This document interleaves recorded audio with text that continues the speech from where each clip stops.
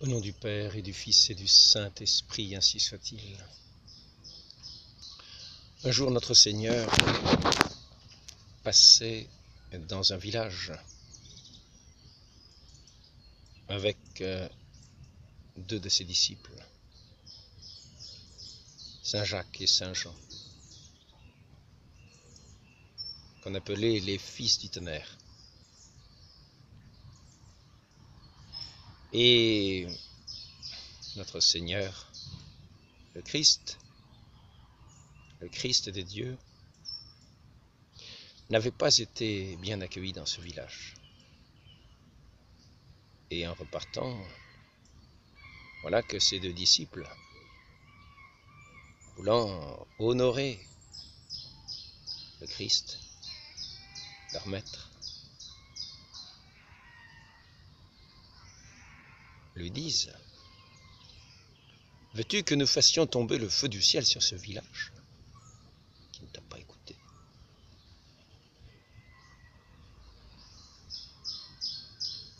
Le Christ ne les a pas approuvés.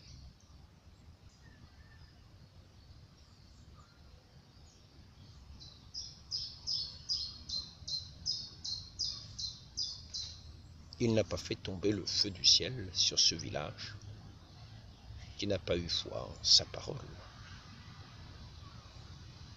Il n'a pas envoyé les cavaliers de l'Apocalypse pour ravager les gens de ce village.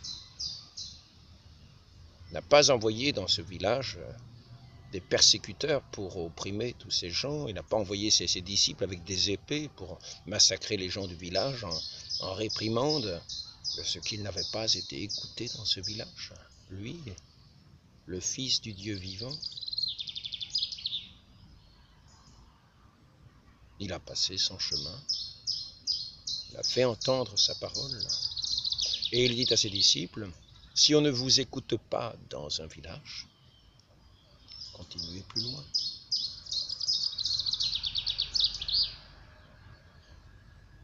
Il dit simplement comme recommandation: si on ne vous accueille pas, secouez la poussière de vos pieds en témoignage. Pour dire que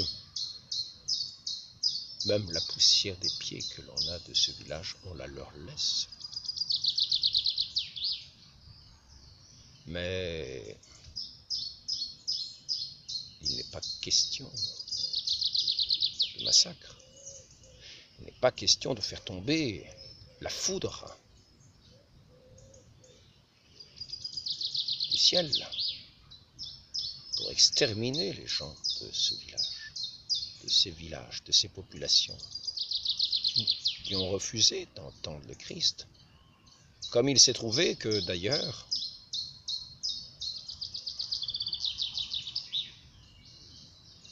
quasiment tout Israël a refusé d'entendre la prédication de notre Seigneur Jésus-Christ, qui a dit à ses apôtres d'aller par le monde entier annoncer l'évangile en commençant par Jérusalem.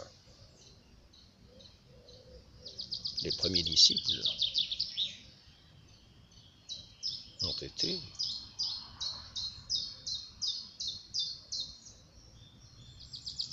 quasiment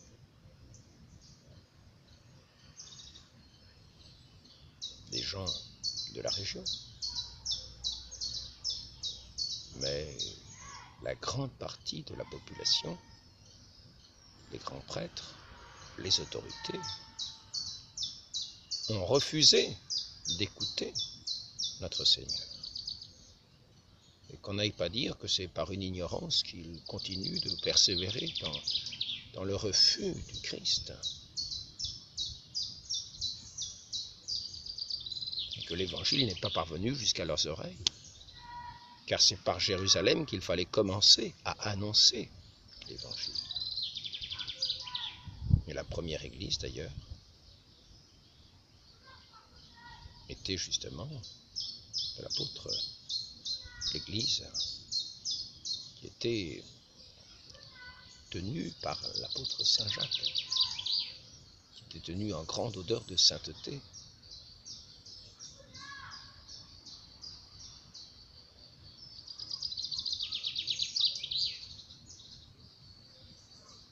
Il s'agit de considérer ici que notre Seigneur, qui est le chemin que nous devons suivre, c'est-à-dire dans sa manière de faire, c'est-à-dire dans son enseignement, c'est-à-dire que nous devons marcher à sa suite sur les pas par lesquels il est lui-même passé.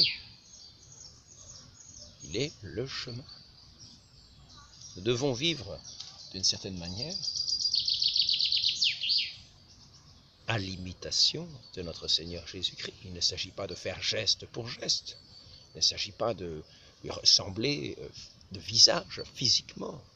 Cela ne serait impossible, ce n'est pas ce qu'il nous est demandé. Il est le chef de l'humanité. Il nous a donné l'exemple que nous devions avoir devant Dieu et devant le prochain. Et c'est en cela que nous devons l'imiter. Notre exemple, comment honorer Dieu et quel est notre rapport au prochain.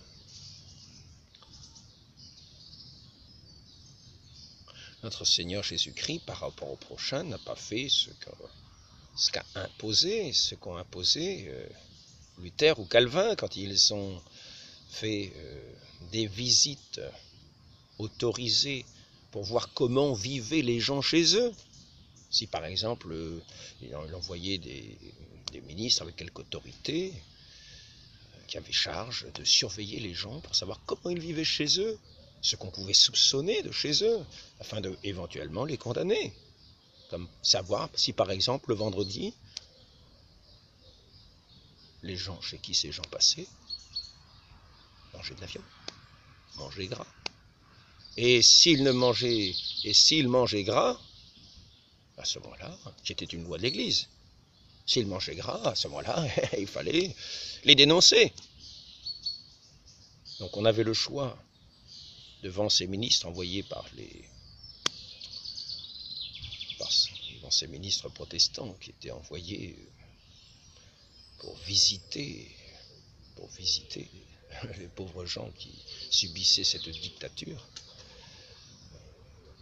Si on voulait respecter les lois de l'Église et ne pas manger de viande le vendredi en mémoire de la passion de notre Seigneur,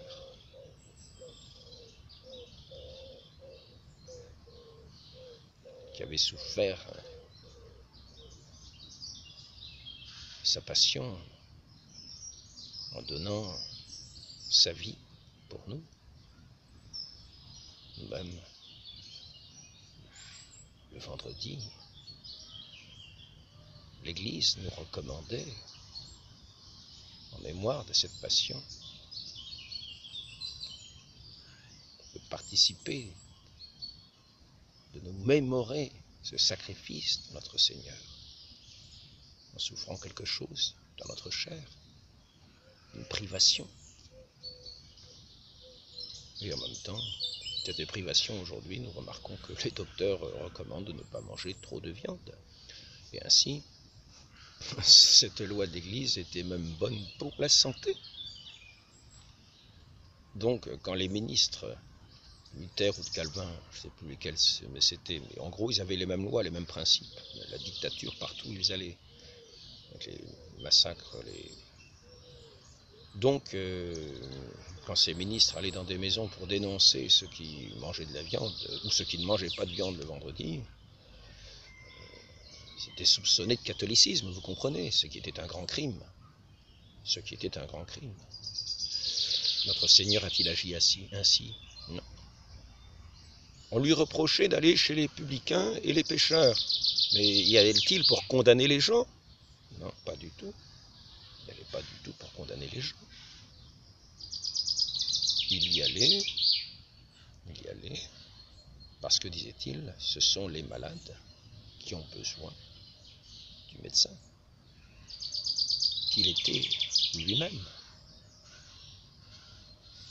Et c'est ainsi qu'il allait voir les pécheurs, afin de leur donner cette possibilité de revenir à cette vie véritable, cette vie de la grâce en Dieu, cette réconciliation avec son Dieu, qui était finalement la réconciliation avec lui-même. Nous voyons que notre Seigneur n'a pas agi comme un persécuteur, loin de là. C'est lui qui a été persécuté. Et nous voyons que dans toute l'histoire, il en a toujours été ainsi. Nous voyons des quantités de vies de saints qui vont justement chez les pécheurs, non pas pour les condamner, mais pour les inviter au salut, pour leur apporter cette parole du salut. Il est vrai qu'il ne s'agit pas d'aller chez des pécheurs pertinaces, c'est-à-dire chez ceux qui connaissent déjà l'Évangile, et qui persistent dans leur mauvaise manière de vivre de façon délibérée.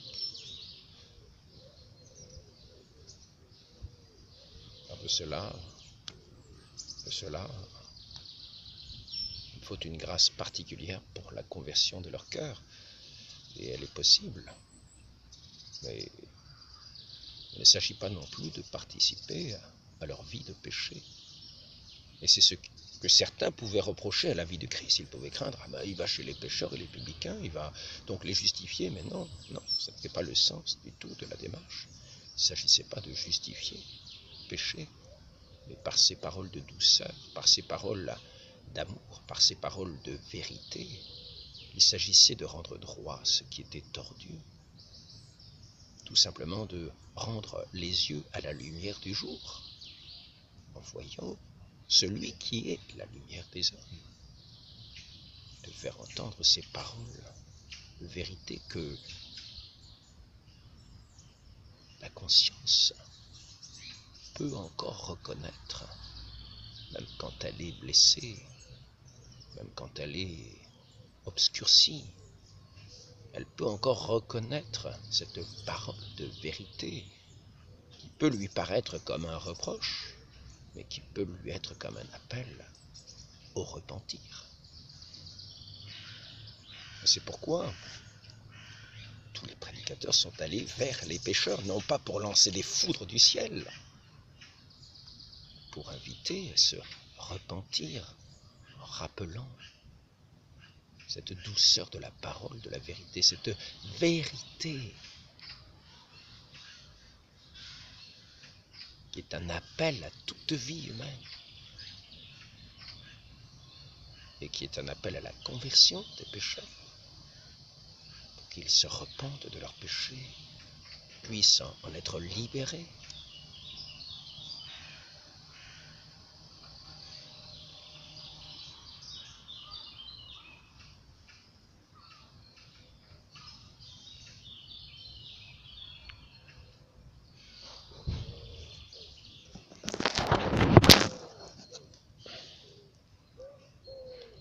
Ainsi, nous voyons une distinction entre ce zèle faux et, dire, plein de haine, qui conduit au crime, qui conduit à l'oppression. Le faux zèle qui n'a rien de divin, qui est tout humain, qui rejoint d'une certaine manière le fanatisme. Car le fanatisme, c'est ce goût de la vérité sans la charité. Cependant que l'Église vivante, les membres vivants de l'Église joignent à la vérité la charité.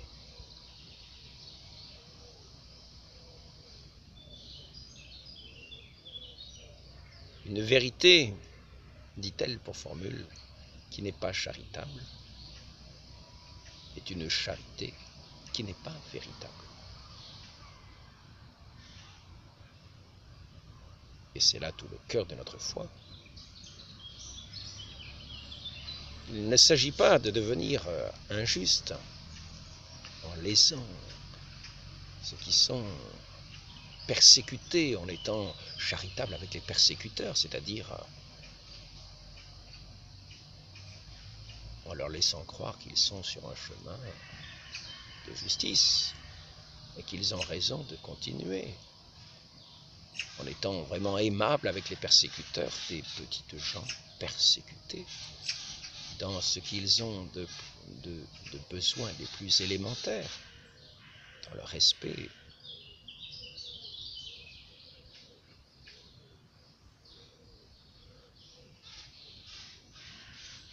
de ce qu'il leur est le plus nécessaire.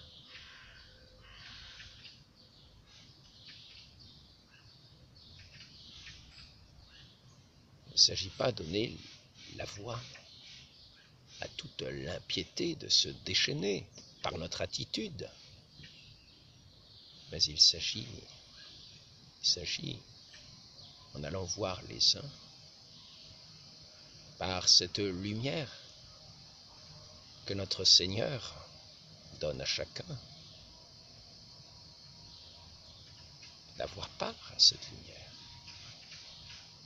de l'apercevoir, d'en prendre conscience, d'en être éclairé, et à ce moment-là, de rectifier nos attitudes pour correspondre à cet esprit de lumière, afin, ouvrant nos esprits, agissons selon cette parole divine qui nous a été donnée pour diriger nos vies, de recevoir cette grâce divine de la vie véritable, qui alors pourra agir en nous véritablement par ce qui s'appelle le don de la charité, qui est Dieu lui-même, le don du Saint-Esprit, qui vient agir en nous, cet esprit d'amour, cet esprit de vie. Et c'est cet esprit d'amour, cet esprit de vie, qui va condamner le pécheur lorsqu'il le rejettera. Car il aura entendu, il aura vu, il aura pratiquement touché la vérité. Et il l'aura rejeté. Et là sera sa condamnation.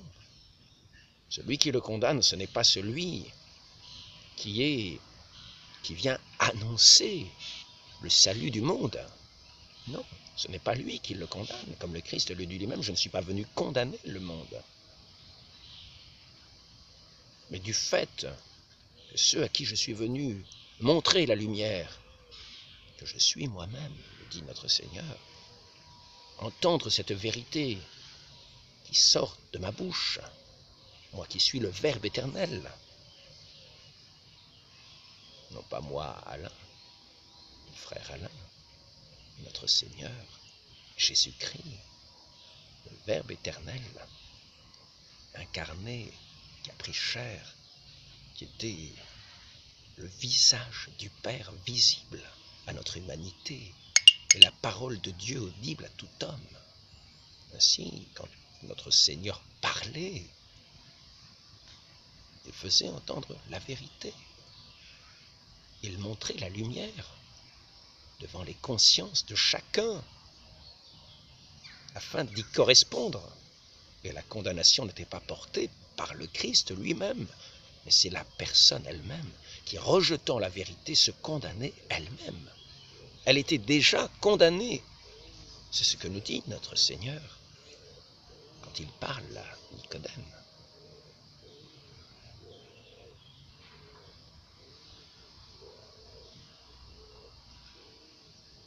Voyons ça au chapitre 3 de l'Évangile selon saint Jean.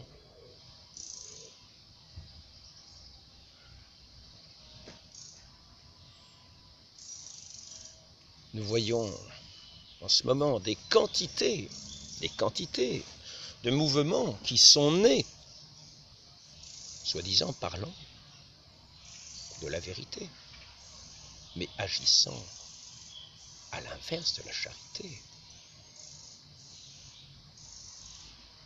Et il est venu quantité de faux prophètes qui ont agi de cette manière.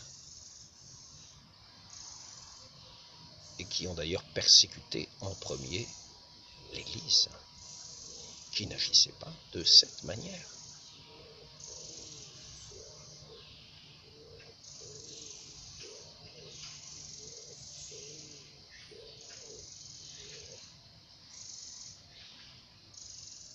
L'Église a toujours condamné le mensonge, car l'Église garde les commandements de Dieu qui condamnent le mensonge. C'est le 8e commandement. Vous ne mentirez pas, vous ne ferez pas de faux témoignages. Et l'Église garde les commandements de Dieu. Le Christ est venu accomplir les commandements de Dieu. Et dans sa bouche, on n'a pas trouvé de mensonge. Mais cette Église aussi dit de ne pas être. Ces commandements disent aussi, et l'Église elle-même, qui garde les commandements de Dieu, dit de ne pas être homicide.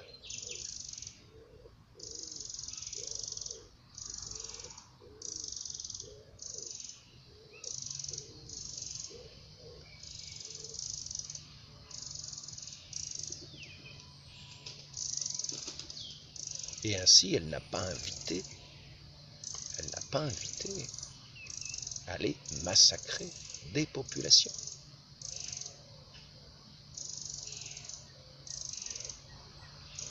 Au nom de l'Évangile.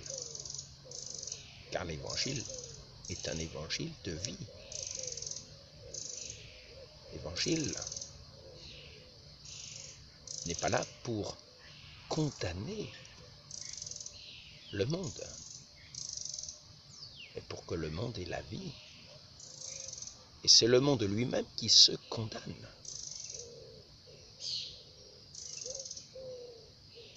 L'histoire,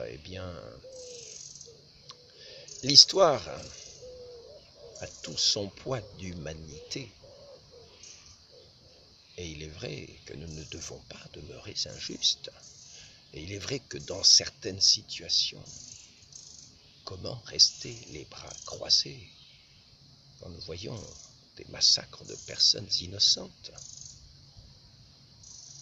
Est-il possible de rester les bras croisés et de laisser des personnes sans défense se laisser massacrer sans intervenir, sans empêcher les massacreurs de massacrer? Il est des cas de légitime défense. Nous avons vu que Moïse nous a transmis les lois de Dieu, où il est dit « tu ne tueras pas ». Néanmoins, nous avons vu Moïse qui dirigeait des combats, en particulier quand il avait les bras levés, tenus par deux des siens, deux de ses assistants, tenus en l'air. À ce moment-là, ses troupes remportaient la victoire. Et dès que ses bras fléchissaient, ses troupes reculaient, étaient défaites. Ainsi, il n'y a pas d'interdiction, à proprement dite, des guerres. Encore faut-il que ces guerres soient justes, c'est-à-dire qu'elles ne viennent pas léser les gens dans ce qui est essentiel, qu'ils ne viennent pas léser ce qui est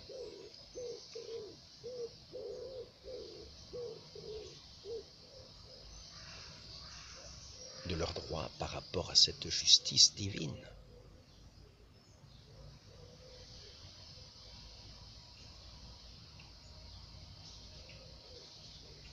Quand des petits viennent subir les turpitudes des grands,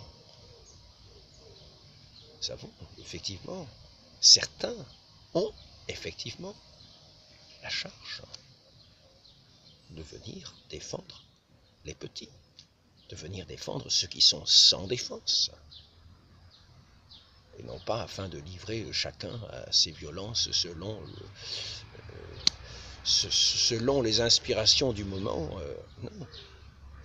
il y a des autorités dans les pays, et selon ces autorités, il y a aussi des ministres chargés de cette défense, et il y a même des armées chargées de cette défense aussi, cette défense des peuples qui est légitime, une défense légitime. Chaque peuple a le droit, à ce droit à la vie, a le droit de se défendre.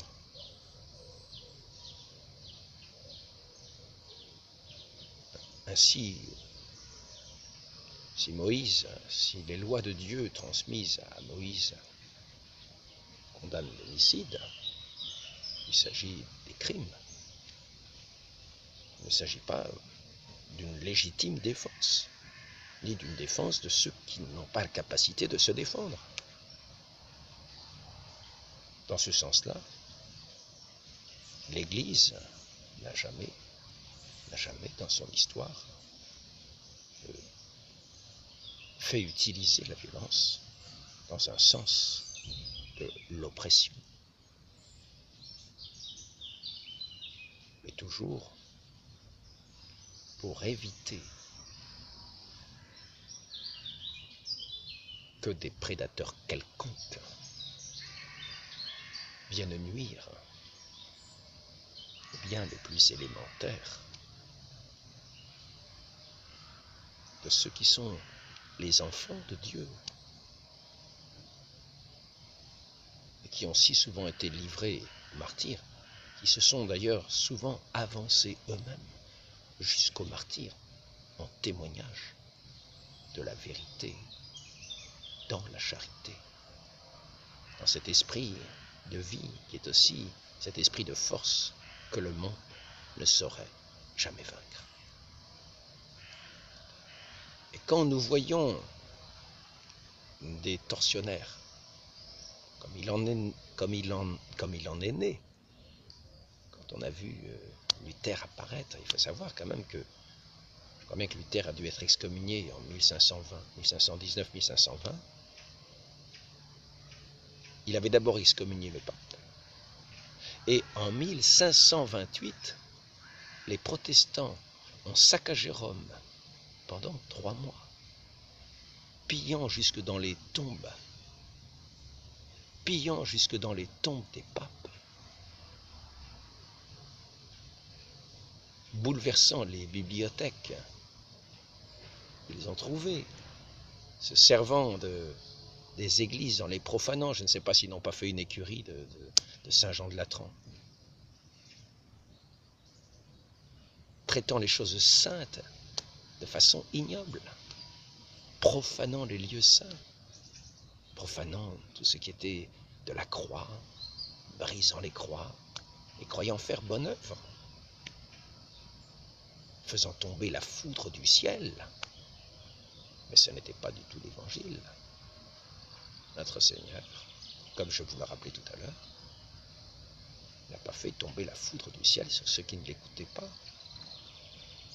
Il n'a pas installé un régime de terreur, n'est pas allé dans les temples, n'est pas allé dans ni même les temples païens, n'est pas allé dans les temples pour renverser tout ce qu'il y avait avant, parce qu'on ne l'écoutait pas.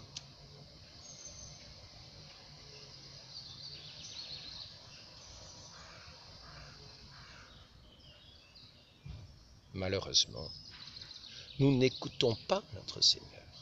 Nous ne l'avons pas écouté. Et quantité de prophètes sont venus qui ont prêché la violence.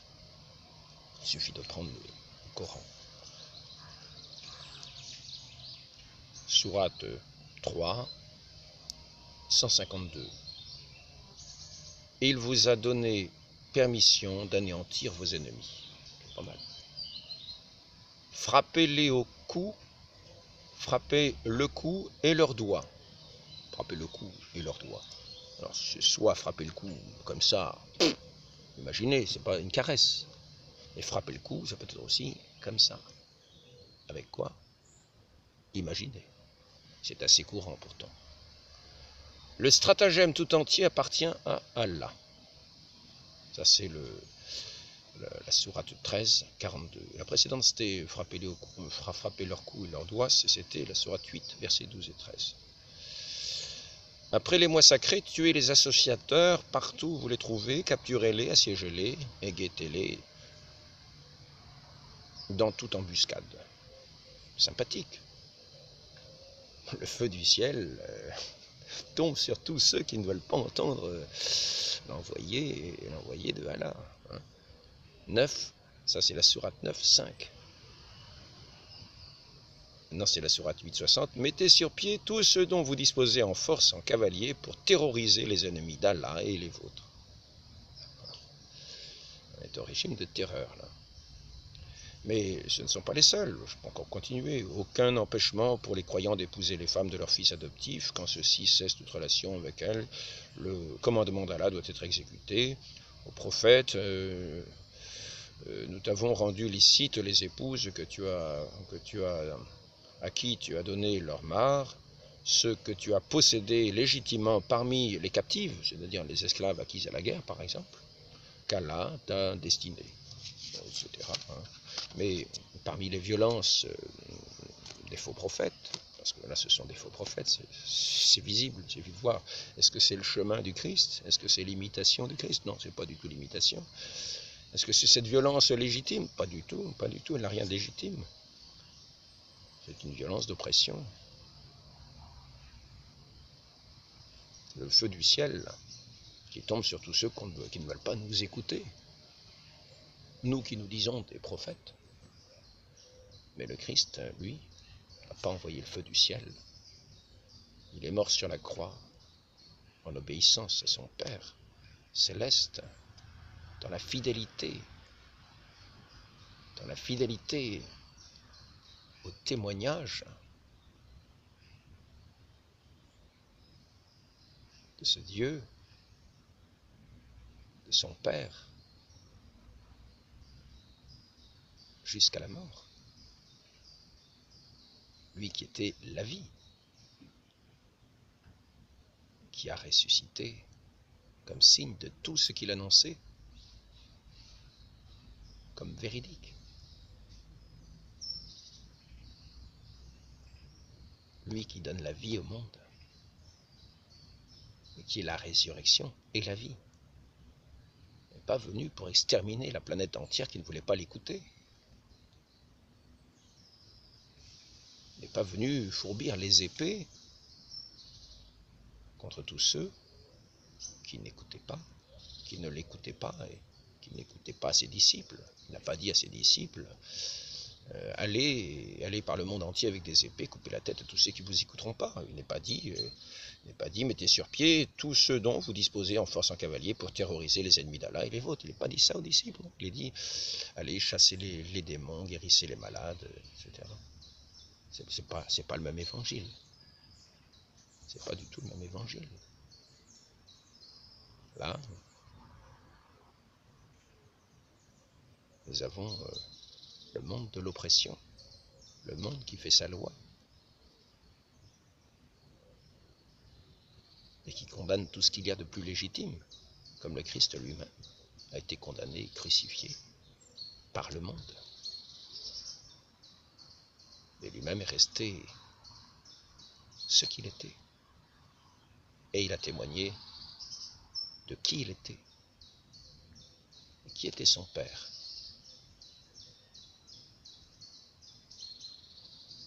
Sans violence, sans même condamner ceux qui le mettaient en croix, en priant pour eux, intercédant priant pour eux son Père. Père, pardonne-leur, ils ne savent pas ce qu'ils font.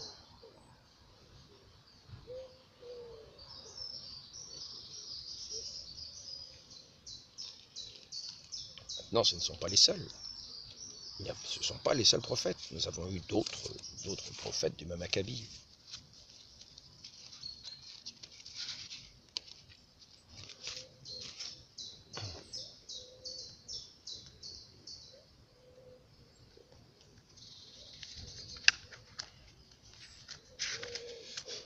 Je ne sais pas si j'ai amené Ici, j'ai amené le papier que je voulais amener. Très intéressant de ce point de vue-là. Nous allons voir, par exemple, ici, les prophètes de la Révolution française. 12 juillet 1789, la loi des otages. Alors, vous allez voir, il s'agit du feu du ciel pour ceux qui n'acceptent pas la liberté. La liberté, c'est la liberté ou la mort, je vous l'ai déjà dit. Pour ceux qui ne veulent pas de cette liberté-là, c'est la mort.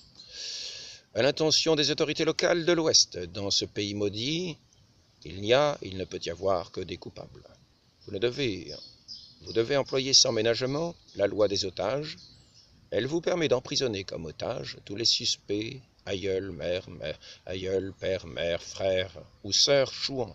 Elle autorise même à les fusiller s'ils essaient d'avoir recours à la fuite. La loi est large. Élargissez-la encore selon les besoins de la situation. Prenez sur nous le pouvoir, vous soutiendra dans ses efforts révolutionnaires. Fouché, ministre de la police. Dans le Vaucluse, parce qu'un arbre de la liberté a été coupé, on exécute 55 hommes et 8 femmes et on incendie 500 maisons. Et là, on envoie le feu du ciel parce qu'on n'accepte pas la révolution. Donc, un arbre de la liberté a été enlevé, on tue 55 hommes dans le village où l'arbre a été arraché, et on tue 8 femmes, on incendie 500 maisons. En Corse, le représentant du salut public, Lacombe, ordonne au général de brigade Saint-Martin d'aller brûler Nonza et Farinol, 2 villages du Cap suspectés de pactiser avec les Anglais. Comme Martin hésite, Lacombe lui-même passe aux actes. J'ai foulé les villages de de Farinol. Cet exemple produit le meilleur effet, tout tremble, écrit-il au comité du salut public. Nous voyons que le chemin de notre Seigneur, celui que nous devons suivre, n'est pas celui qui consiste à faire tomber la foudre du ciel. Et nous-mêmes, lorsque nous subissons quelque injustice, il ne nous est pas recommandé de nous mettre en colère, de faire tomber ce feu sur celui qui a troublé notre quiétude, qui a troublé nos projets, qui a troublé notre parole, qui remet en cause ce que nous avons dit, non? Car cet esprit de Dieu, cet esprit de suavité, cet esprit de douceur, cet esprit de vie, celui qui est la vie, c'est un esprit de douceur. Et il vient répandre la vie pour ceux qui ont des oreilles pour entendre. Il ne vient pas lancer le feu du ciel pour abattre tous ceux qui s'opposent à la parole. Non, ceux qui refusent la parole ont eux-mêmes leur jugement. Parce qu'ils ont refusé. Parce qu'ils ont refusé cette lumière que pourtant ils ont vue briller devant leurs yeux. Ils l'ont rejetée et c'est là leur condamnation. Il ne s'agit pas de les abattre, non, il s'agit de garder cette paix. Vous annoncez la paix, si l'on refuse la paix que vous annoncez, bien que cette paix revienne sur vous. Restez dans cette paix de cette suavité du Saint-Esprit qui est la vie du Saint-Esprit, cette onction du Saint-Esprit qui est la vie qui nous anime, si nous en sommes emplis, comme ce baume qui embaumait toute la pièce, où était Marie-Madeleine, ce baume qu'elle a répandu, ce baume précieux, elle a répandu au pied du Christ,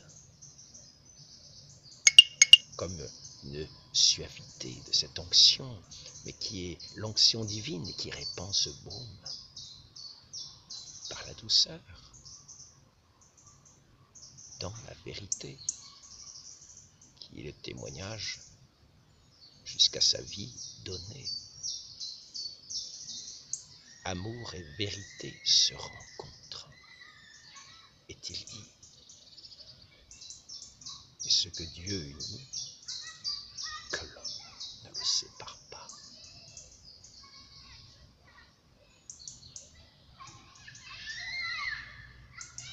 L'amour et la vérité sont de la nature de Dieu. Dieu est amour. Dieu est vérité. Et ils ne peuvent être séparés. C'est pourquoi l'Esprit de Dieu qui vient nous habiter est un esprit d'amour et de vérité et de suavité. Ce n'est pas un esprit de terreur.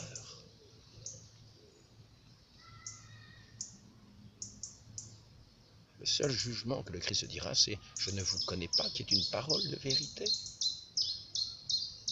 Et ces gens auront eu leur jugement, qui auront rejeté la vérité. Ils en seront privés éternellement de cette grâce divine qu'ils ont refusée toute leur vie. Cette grâce qui brillait devant leurs yeux à maintes occasions, peut-être jusqu'à leur dernier souffle. Car le pécheur peut se repentir jusqu'au dernier instant. Demandons cette grâce, de cet esprit de suavité, non pas de colère, de cet esprit de douceur, non pas